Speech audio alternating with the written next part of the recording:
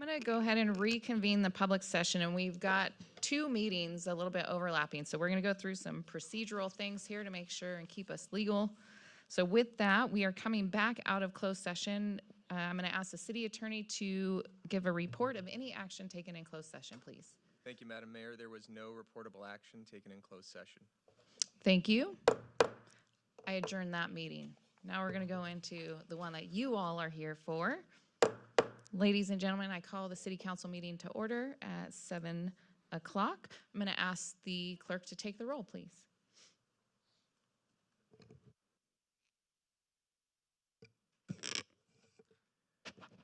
Madam Mayor, if you just give me a moment while I reconvene the other meeting.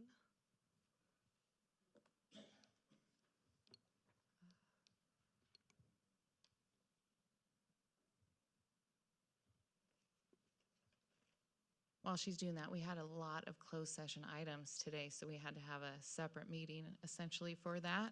So she's closing that out up there on the screen and then got to open up the meeting that we're coming into right now.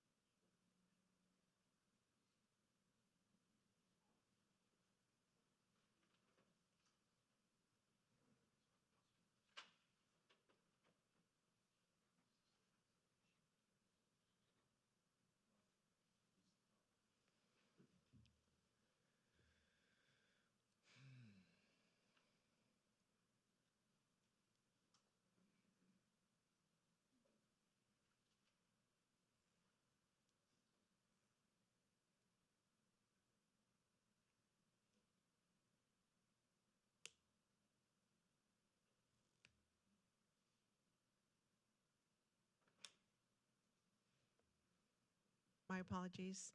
Thank you, Madam Mayor. Councilmember Sullivan. Councilmember Newton. Councilmember Bash. Present. Mayor Pro Tem Bowen. And Mayor Grunmeyer. Here. So if everybody would stand, we're going to have the Pledge of Allegiance with Mayor Pro Tem Newton, and then I do not see Pastor Michelle, so if you'll remain standing for the invocation with me after.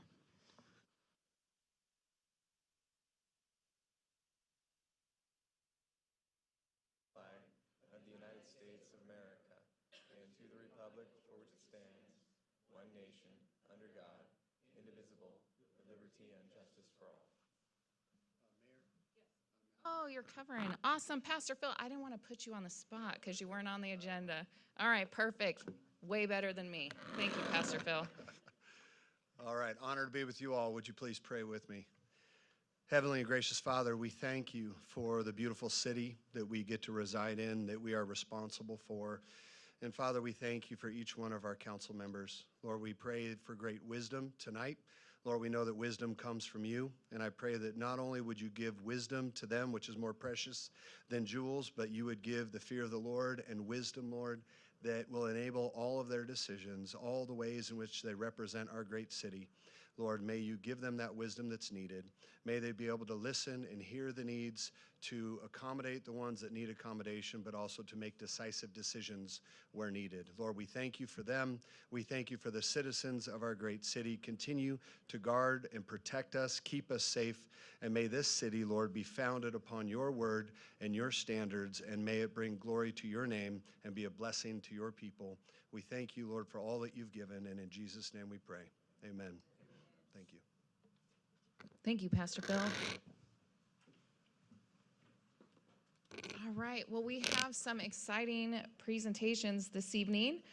We have recognition of some Good Samaritans, and I'm going to be calling up Lieutenant Jessica Hall to start that presentation along with Chief Otterman.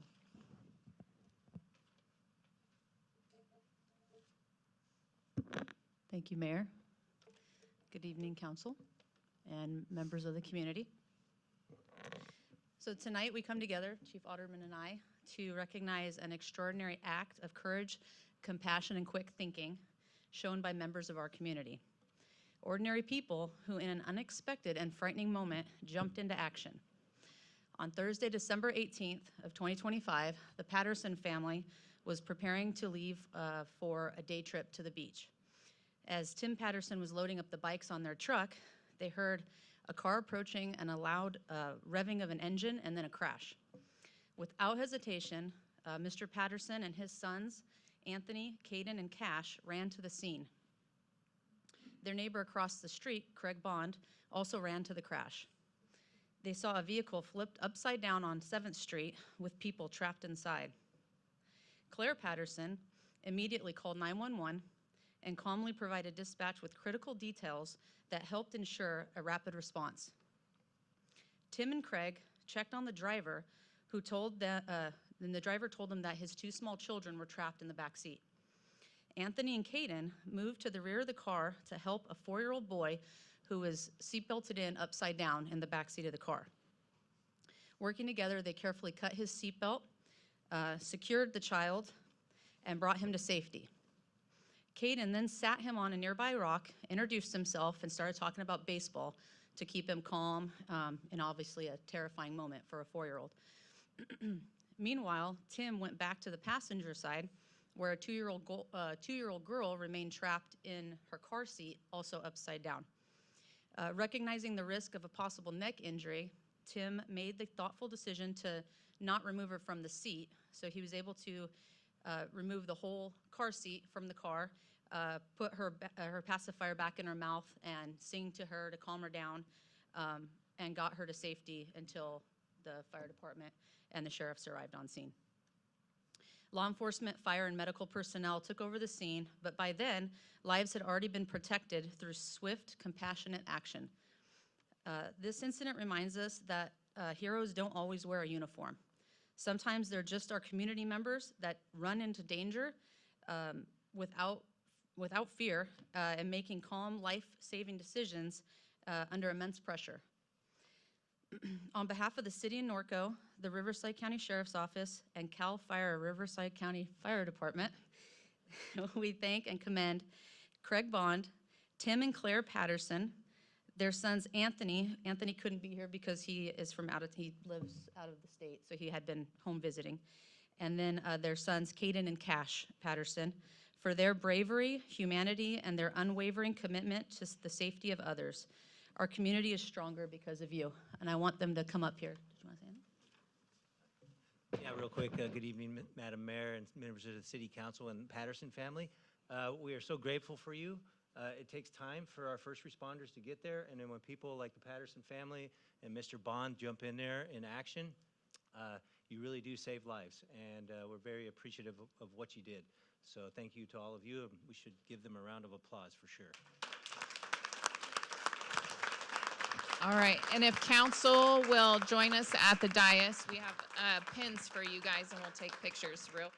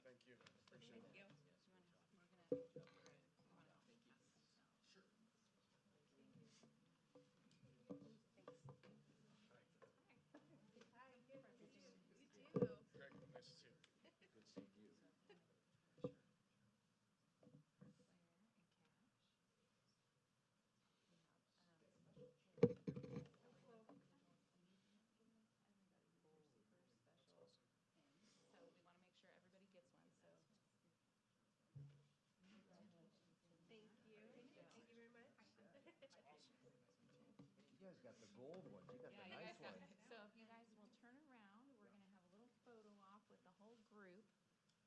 Council, yeah, kind of fill in behind them and LT and Chief.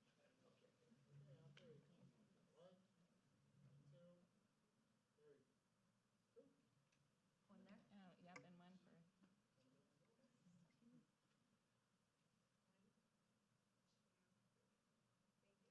All right, thank you guys. Thank you, everybody.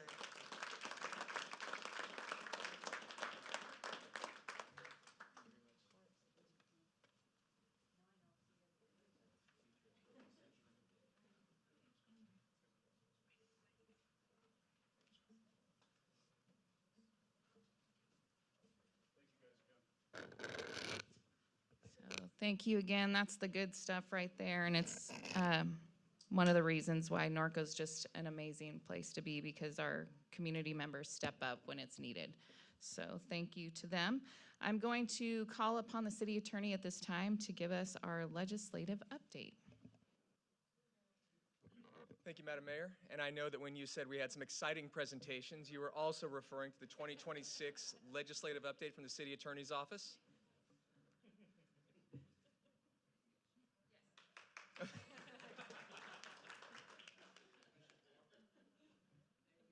Thank you.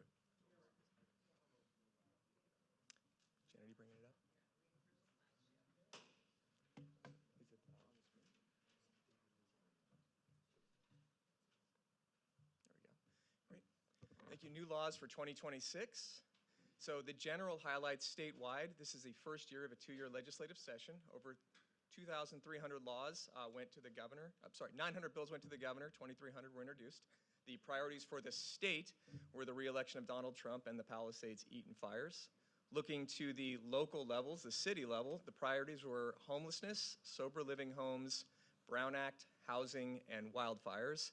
The housing update was the planning division created a PowerPoint, but Teresa was so excited to give it, she wrangled it from them at the last minute. So we are asking council to allow us to have Teresa come back and present that to council either at the next meeting or the meeting after.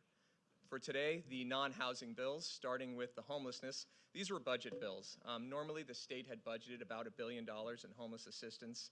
Because the state is having some budgetary issues, they have cut that in half to $500 million.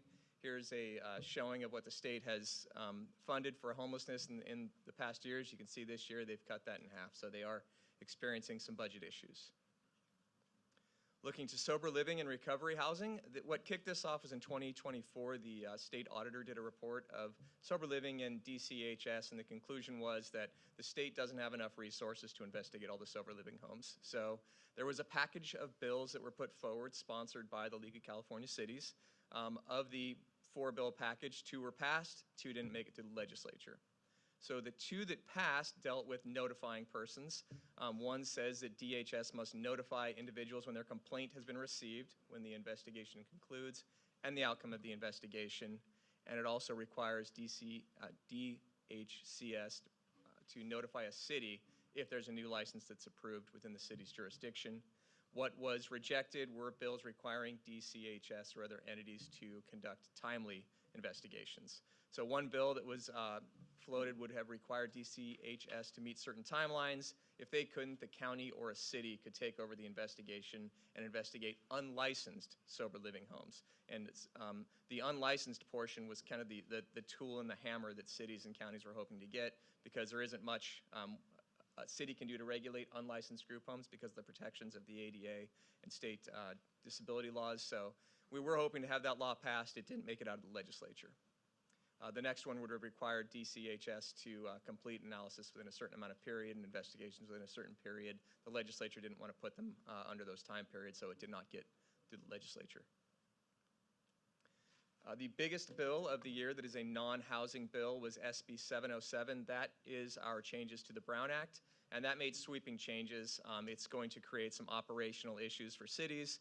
It's going to create some costs for cities in translation, equipment, and otherwise. The state, of course, has remained exempt from these provisions that they're imposing on cities.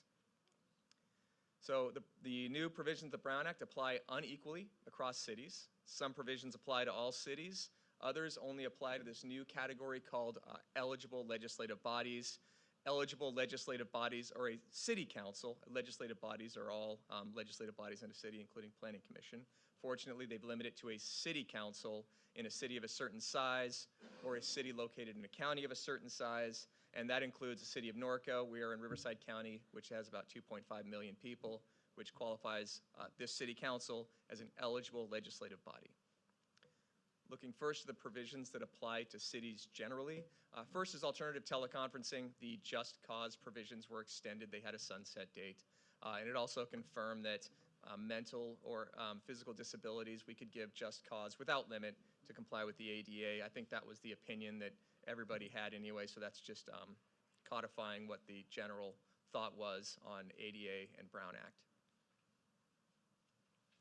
Other provisions applicable to cities generally. Zoom bombing, the same rules for kicking somebody out of a meeting or removing somebody from a meeting who is physically present. That is, they do something that actually disrupts. If it actually disrupts without violence or a threat of violence, we have to give them a warning first. If they actually disrupt again, then we can have them removed from their meeting. If there's violence, we can remove them immediately. For a Zoom bombing issue, that's where somebody comes on Zoom and disrupts the meeting through whatever means. We have to give them a warning also. If they refuse to follow that warning, then we can have them removed from the meeting. In the case of Zoom, it's by having the city clerk turn off the camera. Open meeting compensation discussion. Brown Act provisions require that when a head executive, the city manager, has a compensation increase, we have to do that in open session. We can't do it on the consent calendar. This new law has applied that to all department heads. That's the way that cities were interpreting that anyway. Also, cities are required to provide a copy of the Brown Act to all legislative bodies, not just eligible legislative bodies. So I believe councils have already gotten their copy of the Brown Act. We'll be sending it to all of our commissions as well. Okay, provisions that are only applicable to eligible legislative bodies. That includes the Norco City Council. First, we have to take steps to encourage public participation in meetings. The legislature did not define what that was. We do have to provide a way for remote public comments. This is starting on July 1, 2026. We have to have either two-way telephonic or a two-way audio-visual system for people to make remote public comments. And we have to have a policy in place for what happens if there is a service interruption. One of the portions of that policy is we have to either stop the meeting until the service interruption is corrected or stop the meeting and wait at least an hour before restarting it if we can't fix a service interruption. We'll be bringing a policy at a later meeting. In other provisions, reasonable translation assistance. We are required to provide some type of reasonable translation assistance. We are not required to provide the translation assistance ourselves. We're not liable for incorrect translations. They do not define what reasonable means, but the current interpretation is you have to provide room for a translator, possible the ability for a translator to speak to a certain group who needs a translation in one area of City Hall. Whatever else is reasonable doesn't disrupt the meeting and falls short of us having to provide a translator ourselves. Next is city-provided agenda translations. This is a demographic look for each city itself, but if we have a certain population that speaks a second language and does not speak the English language fluently, then we have to provide translated agendas. Translated agendas does not mean a translated entire agenda packet, and again, we are not liable for an incorrect portion of the agenda. Translation. Another requirement is that we have to provide a physical posting location for an area next to our agendas and any agendas that we're required to translate for anybody else from the public to put one of their translated versions of the agenda in whatever language they'd like to. So there has to be an extra public physical bulletin board so persons can put agendas that they've translated on their own into any language that they've translated it into. Okay. Next is the wildfires. Obviously, there was Eaton and Palisades wildfires. There was a slew of bills that came through Sacramento. Some of those, common sense, like the defendant committed a crime of looting while impersonating emergency personnel is a factor in advocation for criminal prosecution. The Department of Insurance is required to add wildfires to their catastrophic modeling, and the California Fair Plan Association is authorized to ask the bank to issue bonds to finance the cost of claims. This is because there are thoughts out there that if we did have a massive catastrophe, earthquake catastrophe, fire catastrophe, there wouldn't be enough funds in the state compensation fund to cover all of the wildfire impacts. So the state's trying to think of other ways to finance cleanup and remediation after wildfires. Housing, this is for your Wall Street folks who want to come in and buy up all the housing. There is a new law that says that a buyer cannot make an unsolicited offer to a person in one of these burn areas. If a person puts their house up for sale, anybody can make an offer on it, but what they don't want is Wall Street driving up and down the street, looking to take advantage of people who have had their property burned down and make lowball offers to buy up all the houses. There are also grants that are being offered for home hardening. Zone 0 regulations, you've probably heard of these. This is the zone close to houses and structures. The regulations have not been completed. The Board of Forestry is still in discussions and meetings, but currently the draft regulations prohibit certain things from the 5-foot zone within houses and structures. That would be wooden fences and gates, vegetation, tree branches, other combustibles. Some miscellaneous rules. We are required to when we update our emergency plan to designate procedures for the rescue of pets. Veterinary medicine, cat declawing. Cat declawing is prohibited unless it's done by a licensed veterinarian for a therapeutic purpose. Schools, we all know what this is in response to, but there's a law that says that schools cannot disclose education records of a pupil or family without the parent's consent, and schools cannot allow immigration enforcement to enter a non-public area of a school for any purpose without a court order or a warrant.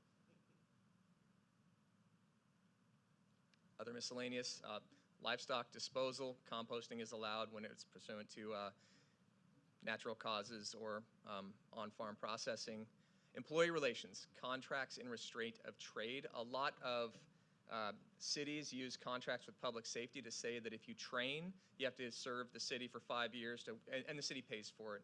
You have to serve as a police officer for the city or other public safety for a number of years to kind of pay back your loan through work. The state has said that we can no longer do that. You can't have a repayment plan through work years in California anymore as a condition of employment. Oh, yes, Political Reform Act, recently updated so that we all have to disclose our NFTs and digital assets. This is cryptocurrency. I don't exactly know how cryptocurrency would be a financial conflict of interest since you're supposed to not know who gave it to you. But the state has now said that we all have to disclose our Board Monkey Yacht Club NFTs that we bought in 2022 on our next financial interest form that we file in April of 2027. NFTs are now also part of the financial interests. And those are the laws that I saw of interest in this legislative session. I'm available for any questions. Thank you, Colin. Amazing presentation. Does council have any questions for Colin? Councilmember Newton? He's still looking at the picture of the monkey, so. It was a thing. How do you report digital? I don't even know how they're going to assets? put that on the form. You know, I own crypto, and what is my conflict? You don't know who gave it to you. It's, you know, you're going to have somebody come up in front of you and say, oh, that's going to conflict with my crypto. I have no idea how they're going to do this. It's January 1, 2027, and I'm guessing they're going to do the same thing as the Levine Act, which is they amend a law and then it takes them a year or two to get regulations that have a way to interpret it. Thank you. Pia? Greg? Kevin? No questions. Thank you. Thank you. Thank you, Colin, very much. Oh, look at you, got some applause. You guys have like made Colin's night right now. Thank you. All right, so we are going to go on to item number 1, which is our council reports on regional boards. We're going to start with Councilmember Bash. So first off, WRCOG, just so my colleagues are aware, Kurt Wilson is on paid leave on the 26th. I think that'll all resolve itself. I can't talk about it, but I think you should know that. We got our final notification that the block wall, $4 million for that, so I'm really happy. WRCOG, thank you, Sam, for getting that. I expect the wall to be up next Friday? Thursday, great, and then the other one the following week. And then Amanda, I want to congratulate you. We are the number one IREN participant for WRCOG. We're getting lots of money, and I guess because we hired the young person, and I was really proud of that. I'm really proud we were the first one to hire somebody like that, and we are number one. Even though the thing says we're tied with 2 others, Chris Gray confessed to me that we're number one. So I like to be number one. RCA is going along very well. I'll touch a little bit on our Norma. It's not up there, but the Norma Torres tour. As you probably saw today, Prop 50 is now the law. Supreme Court ducked, and so we are now part of Ranch Cucamonga, Ontario. But the good news is that Norma Torres seemed to be very reasonable. Maybe Greg will talk a little about that. And my favorite part of the entire tour was we took her all around Norco, and then the very last thing we wanted to show her was the apartment complex. And she said, "Oh my God, how did that happen?" And we said, "Senator Scott Wiener." And she goes, "Oh, that guy." Anyway, she was just appalled. And one of the things that I think as we navigate with different state commissions and housing laws, I think that the more people we can get to Norco, the better, because once they come here, they realize that this is a very unique and special place. And then Cal Cities, I just wanted to touch on. I already gave a report on that, but just so you all know, the Eastvale City Council is quite upset with me. And as you know, what happened is a couple years ago, the warehouses, the state of California deemed that they must pay sales tax. Well, what happened is the places that had these warehouses now got the point of sale. And so there's a huge kickback because we're the ones that are buying the stuff, and there's an argument to be made that point of sale is actually when it's received at your house. But these cities got, like Eastvale for their Amazon Center, got a $40 million windfall per year. And so what's happening is that these are killing the retail centers, the brick and mortar. So at our recent Cal Cities, I kind of got irritated and I spoke up and I said, well, please, this really isn't fair. We need to do something about it. And I voted to try to have a 50-50 split. So in other words, the cities with the fulfillment centers would get 50%, and then the other cities would distribute and share the other 50%. The reason that was put into effect was because the reason that was recommended by the city managers group, which was some of the cities with fulfillment centers, was because the state legislature is starting to look at how do they get their hands on that money. Remember, we have an $18 billion deficit, and it's probably higher than that. But apparently in talking with the WRCOG folks, and I'm on the Legislative Action Committee, it does look like right now the state legislature is looking at ways to strip away some of that money there. What they want to do is they want to sort of calm the waters, so they're going to step in and sort of be the referee and probably take a substantial cut. So in the meantime, my position, and I would suggest our position is, and I actually said this at Cal Cities, is we should not actually get involved in this per Cal Cities.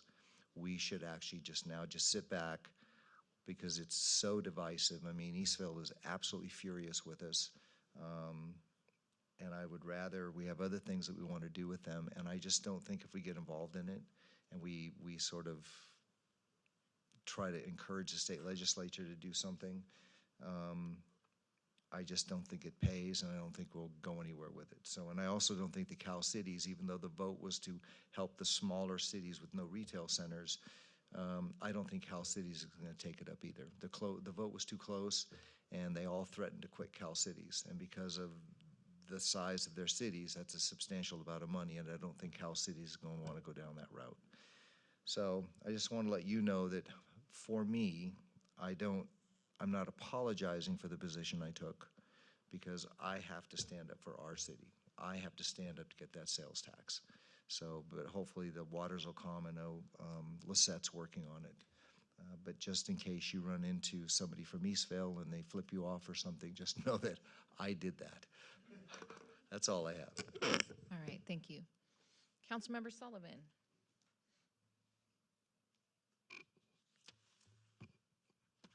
meetings, all very good. So on January 22nd, I attended the RTA board meeting. There, Jim Steiner from the city of Corona was elected as chair. And they also discussed the UPass and GoPass programs, which is for college students, making public transit more accessible and affordable. And there was a big increase in 2025 from the prior year of 8.5%, so that's all very good. And RTA received new federal grants for the congestion mitigation and air quality improvement, which will help replace older buses with new low emissions compressed natural gas powered vehicles. And RTA is hiring for a variety of jobs. You can go to riversidetransit.com/jobs for details. And at the last city council meeting, I forgot to mention that I was elected vice chair for the Transportation Now, so that's the T Now group. So I'm very honored and excited about that. Then on January 26th, we had the RCTC programs and project meeting. And it was pretty much business as usual. But RCTC will be breaking ground on 3 projects this year: the Mid-County Parkway Ramona Expressway, the Paris South Station expansion, and State Route 60 Potrero Interchange. Then on January 29th to the 30th, I attended the RCTC annual workshop and Traffic Relief Plan Academy in Cathedral City. And boy, there was a lot of information. I am still absorbing everything. When I was making my notes for this, I was like, oh my gosh, there was so much. I could be up here for 3 hours telling you everything, and it was very exciting. So as you know, all of the majority of Riverside County is really growing. Coachella Valley, Banning, Beaumont, San Jacinto, as a matter of fact, and Hemet, lots of new construction out there, and lots of congestion on the freeways. So we're talking about that. There was also a presentation regarding connected vehicles, which was actually pretty interesting. So it's when vehicles are communicating to each other and they'll send something out to let you know there's a traffic jam ahead, everybody slow down 20 miles an hour, then that way you can still keep going. But that's in a perfect world if everybody has new vehicles. So nevertheless, it was still very interesting. And we talked about the 91 express lanes occupancy detection system results. So as you know, on the 91 expressway, there's the HOV lane for 3 or more riders, and it's free. 25,000 people a month violate that and go through there when they don't have 3 people. So that was kind of interesting. And we talked about warehousing and logistics growth in Riverside County, and Measure A that is going to sunset in 2039, and that is the half-cent tax in Riverside County that funds RCTC. That concludes my meetings I went to. Perfect, thank you. Councilmember Newton. Thank you, Mayor. No regional board reports. Just a little sidebar comment with our meeting the other day with Congressmember Torres. We, along with the city manager and the Congressmember staff, we did somewhat duplicate the tour that we're doing with the our RTRP folks. And I think we made a nonpartisan friend with the RTRP. And then as Councilmember Bash mentioned, we gave her the tour of our city, our open space, our parks. And overall, I think it was a real good connection. And we did talk to her about recycled water. We went by the prison, the Norconian, had that discussion. And then with the old sewer treatment plant at Corridon. And then we kind of ended it up at that point. Overall, I think it was a good way to reach out and try to make a new friend. Congressman Calvert will still be our congressman for this year, and he's always been a friend of Norco, and certainly with all the funding that he's given us for recycled water, like that funding to continue into the future. So overall, I felt really good with it. So thank you, Mayor. Thank you. Mayor Pro Tem Bowen. Yeah, on January 15th, we had Northwestern Mosquito trustee meeting. They were getting ready to do their big convention they have down in Palm Springs area, Desert Palms. And they were getting ready for that, so there wasn't a lot discussed other than, you know, who was going to attend and all that stuff. And I had a conflict of interest. I couldn't make it. But on January 22nd, we had a Zoom meeting with WRCRWA. It's a mouthful, I know. We're purchasing three new units, or is it two? 3 new units. And it's to put oxygen back in the water for the bacteria to be able to thrive in our wastewater. And the reason we had to buy those is because the old units, they don't make parts for them. And the new ones we're getting, they still make parts for them, and they match the other 2 that we have. So we went ahead and passed the resolution to go ahead and purchase those.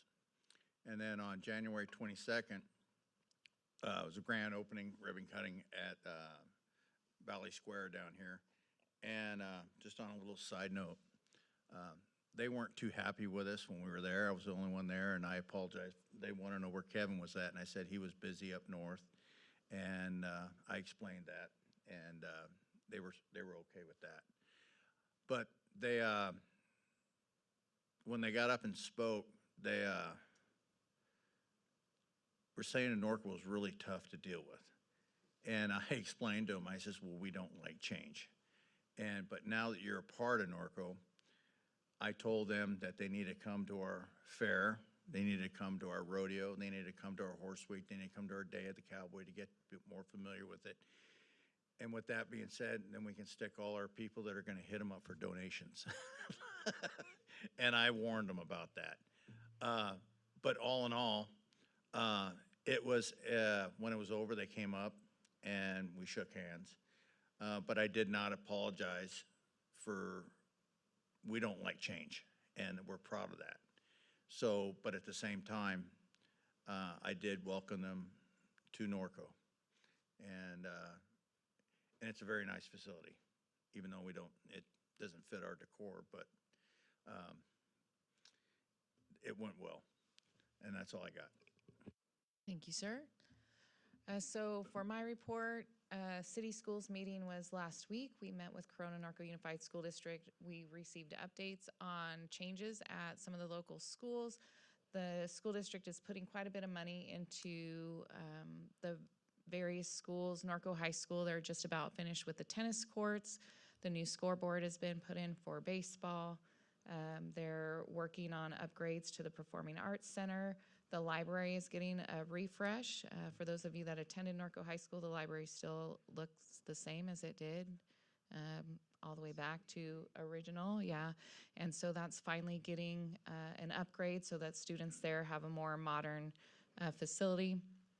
The intermediate school, if you haven't had the chance, their new gym is amazing, and that's been completed. They're having a lot of award events, science fair, history day events in that venue as well. Positive feedback from all of the schools about how the students are doing at the schools and the after-school programs that are going on. From the city's perspective and discussions with the school district, we discussed ADUs and impact fees for that.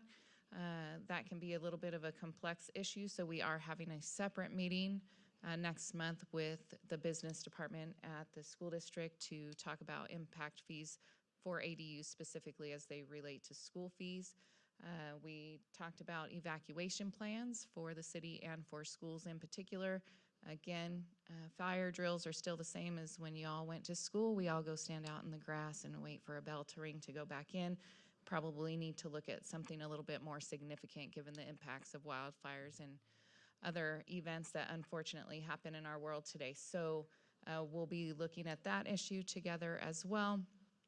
But overall, a very productive meeting. We're happy to have those meetings with the school district. They're a huge part of our community, and we appreciate the partnership that we have with them and the ability to have those frank conversations with them. So overall, a very good meeting, and I'm hoping we have positive news to report on the ADU front after our next meeting with them. So that concludes my report, and we are going to move into our public comments at this time. So I'm going to call upon the city clerk.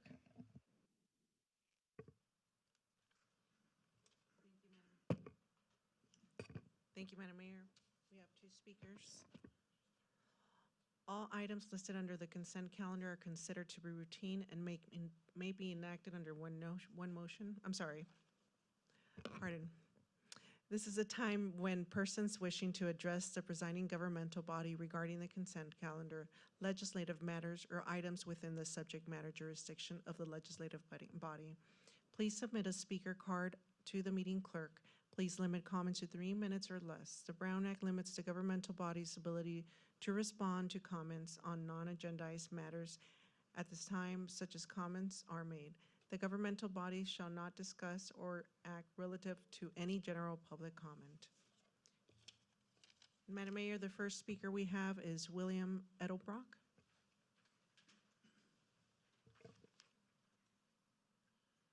Good evening.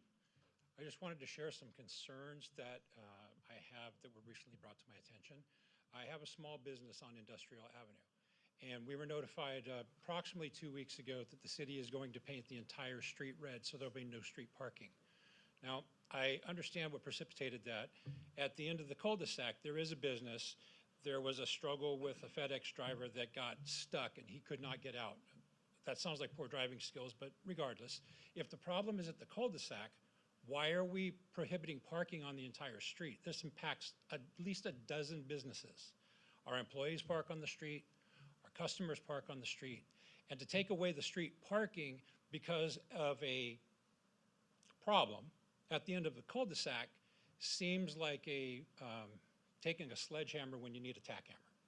So that's my concern. I was hoping to address that, and you could reconsider that item. Also, I never saw any public notice. I don't know if there was any public discussion about this because I never saw it.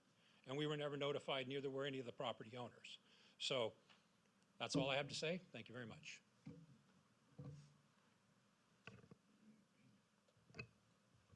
Next speaker, Jim Pollard.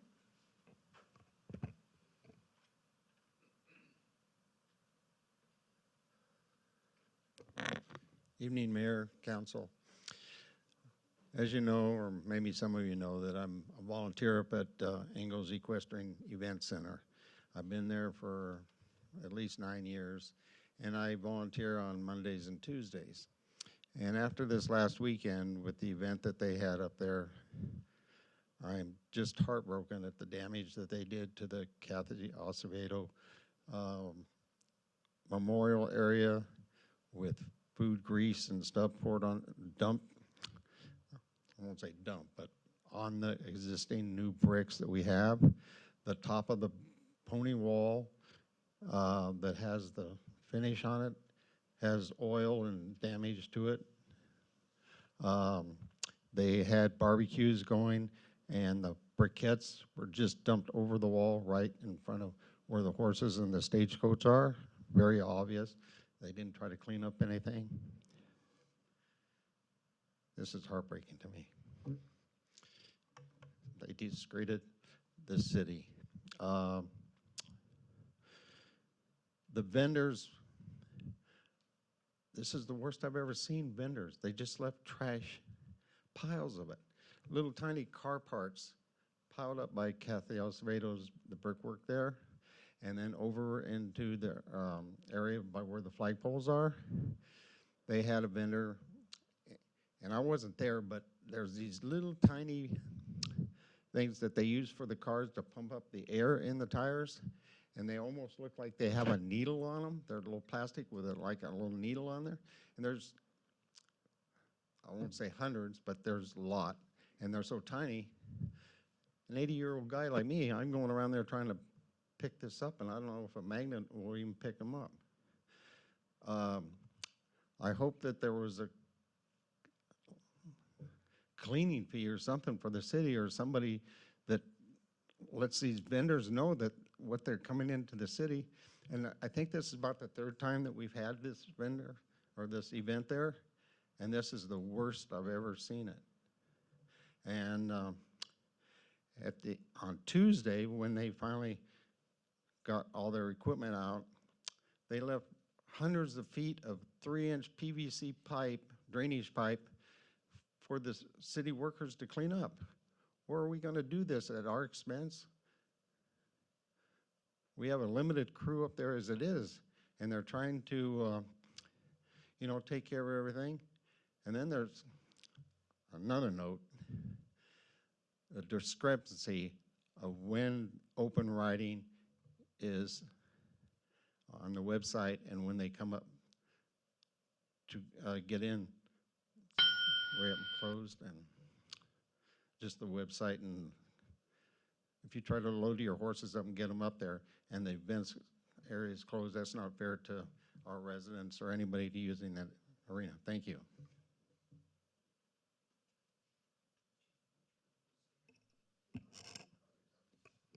Madam Mayor, there's no more speakers. All right, thank you. Thank you to those of you who made public comment. We're going to go ahead and go on to item number 3, which is our consent calendar. So with that, does council have any items that they would like to pull from the consent calendar? Move to approve. Okay, it's been moved and approved for the consent. We'll go ahead and call for the vote.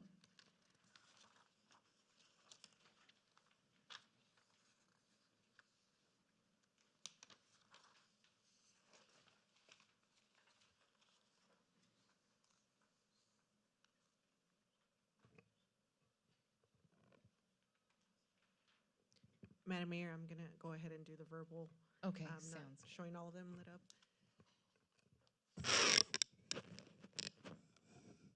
Councilmember Sullivan? Councilmember Newton? Yes. Councilmember Bash? Yes. Mayor Pro Tem Bowen? And Mayor Grunmeyer? Yes. Motion passes. All right, thank you very much. We're going to skip number 4 because it does not apply. Number 5, legislative matters. We have 5A, the second reading of our ordinance. Any questions or discussions? If not, I'll entertain a motion. Okay. Thank you. It's been moved and seconded. We'll go ahead and call for the vote. Councilmember Sullivan? Councilmember Newton? Yes. Councilmember Bash? Yes. Councilmember, Mayor Pro Tem Bowen? What was that? I'm sorry. Yes. And Mayor Grunmeyer? Yes. Motion passes. Thank you very much. Moving on to item number 6, this is council and staff communication. So we're going to call on city staff. Anybody over here? No? Public safety in the back, anything? We're all good, thank you. And moving over here. Lizette, do you want to make an introduction for us real quick, though?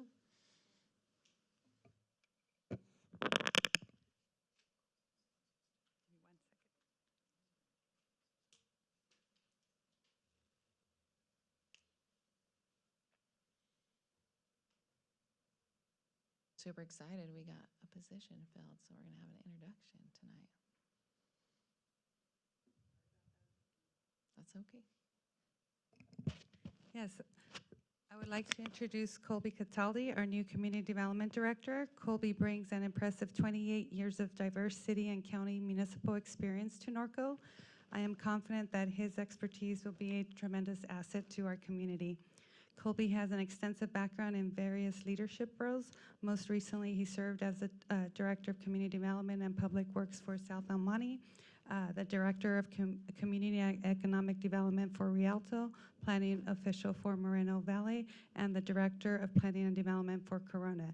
Additionally, Colby dedicated 17 years to Riverside County, where he led operations in economic development, redevelopment, capital improvement programs, real estate leasing and acquisition, airports, fairgrounds, and expo centers, as well as information technology.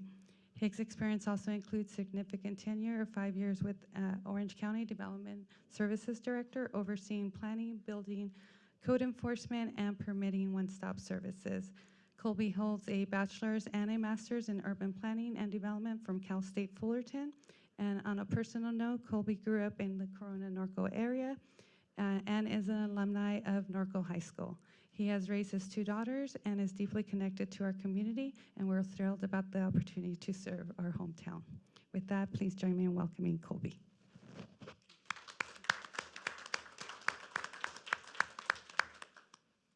Awesome. Welcome, Colby. We're excited to have you on the team. Would you like to say anything, or? About 15 minutes long. I have 3 minutes. No, it is a pleasure to be here. It is an honor to be here. I'm very thankful to have an opportunity to serve back into the community that I was raised in, had a chance to raise my family in. There's a lot of friends and family all still around. I'm very tight with my fellow alum. And so it's a tight-knit group, and I really treasure that. I'm very pleased to be here. So thank you so much for having me. Thank you. All right.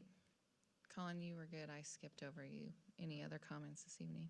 No, I'm good, Madam Mayor. Just the one showstopper at the beginning, right? All right, so we're going to go over here. Councilmember Bash. Yeah, first off, I would like to revisit the red striping on industrial. I'd like to, I talked to Colin. What we have to do is change the resolution. I think the goal is to paint the red around the knuckle at the end of the cul-de-sac, and then the hydrants, and then also apparently there's some valves or something that need to be kept free. And I guess what we would do is, I guess we can paint that now, take care of that, but then it needs to go back to streets and trails. I guess that's what they would like, but I would like to kind of get that cleared up. When I first, what prompted this was when I first went there were several trucks that were literally parked and you could not get a fire truck through there. Then I went back there a couple days ago and it was totally clear.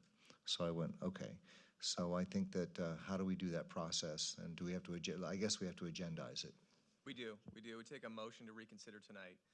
If the motion to reconsider, which would take 3 votes, passes, we'll put it on a future agenda. The future agenda would actually have the motion for reconsideration, since we haven't agendized even that motion.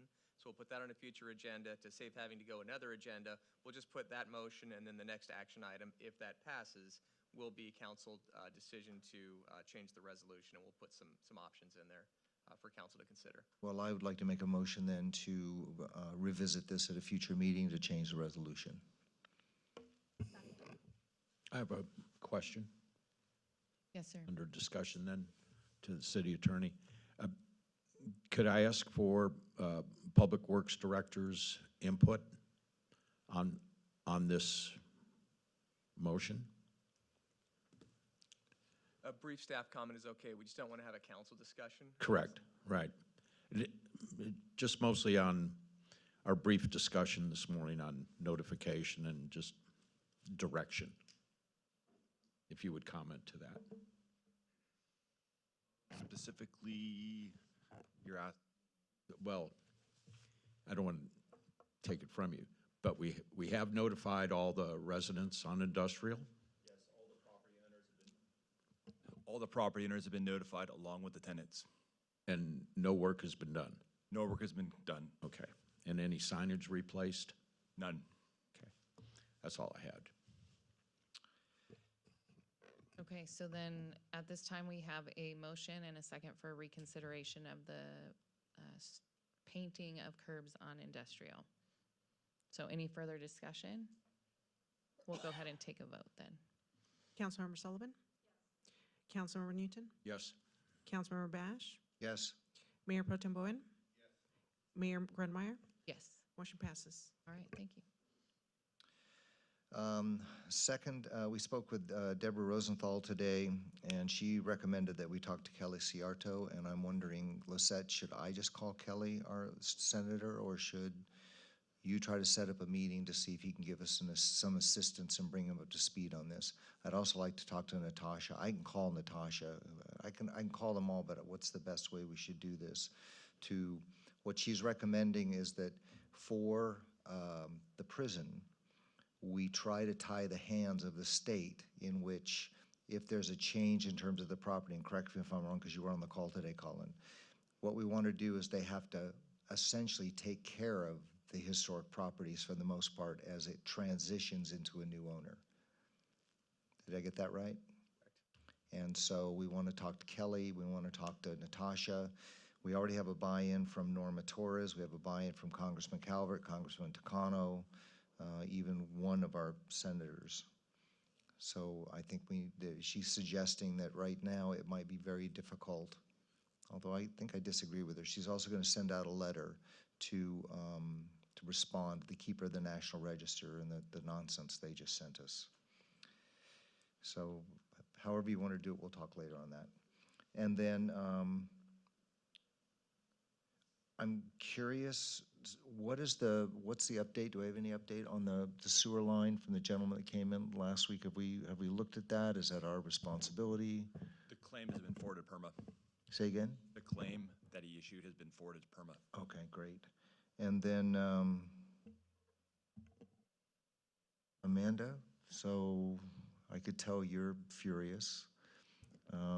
Is the damage repairable? It is repairable. We pulled their damage deposit, so we do get a damage deposit for these events up at Ingalls, just in case something like this does happen.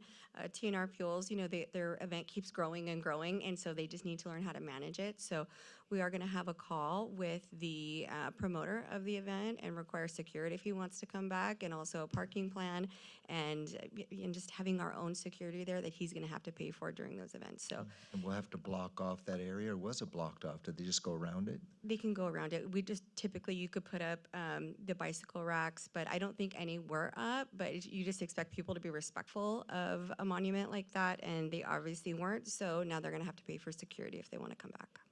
Okay, and then my final thing, and I'm sorry for all of these, I would like to revisit the city council stipend. We looked at it last year.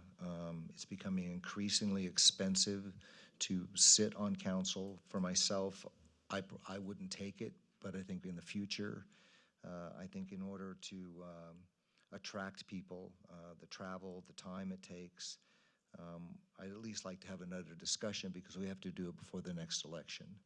So I would like to make a motion to agendize it for a soon meeting, maybe within the next 2-3 sessions, maybe the next month. We have to do it, like I say, before the next election. Okay, there's a motion. Is there a second? I second it. Okay, there's a motion and a second. Any discussion? Okay, we'll go ahead and call for a vote. Councilmember Sullivan? Councilmember Newton?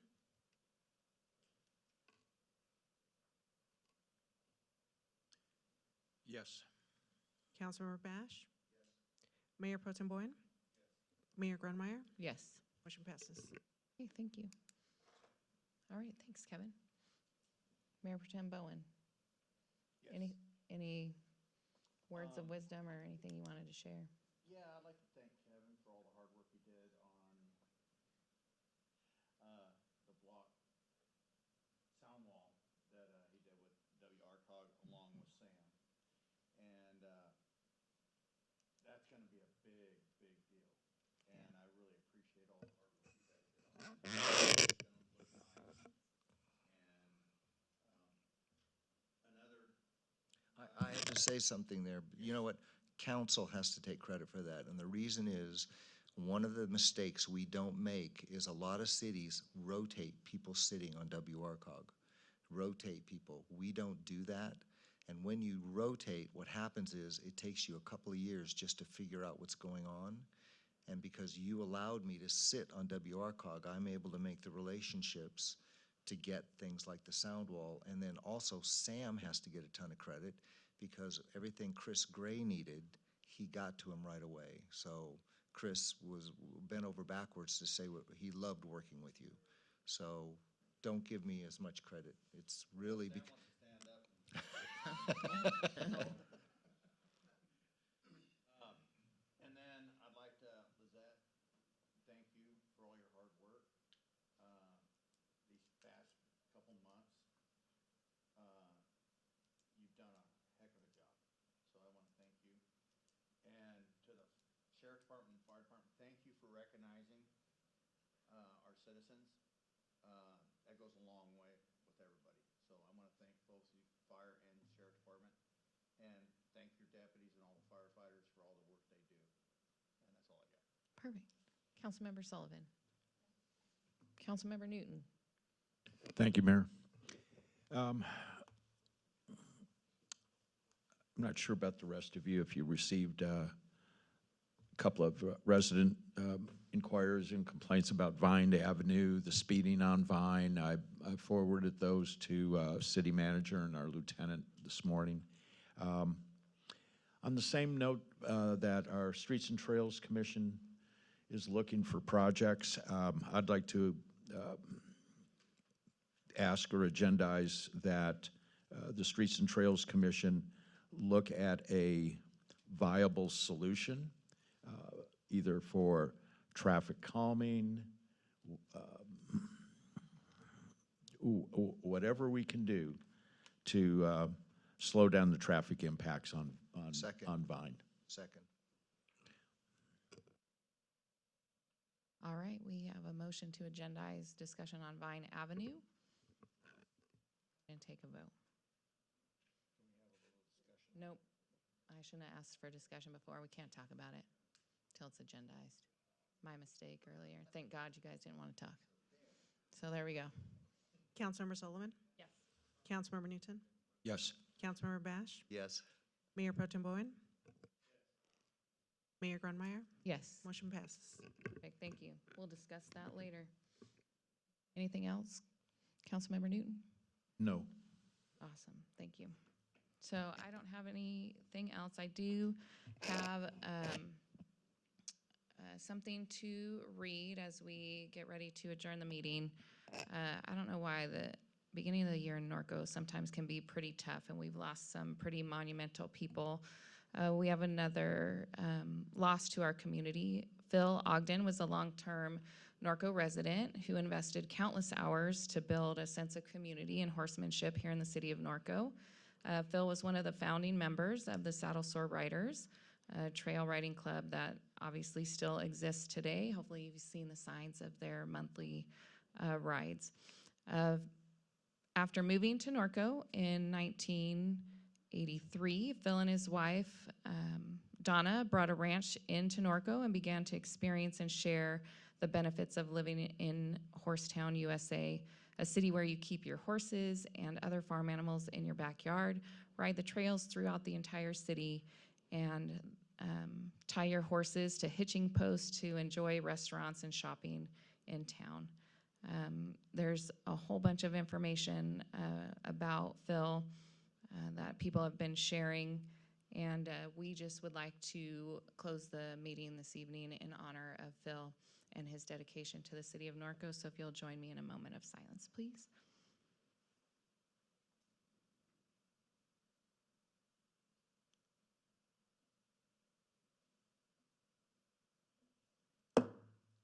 Meeting adjourned. Thank you all for being here this evening.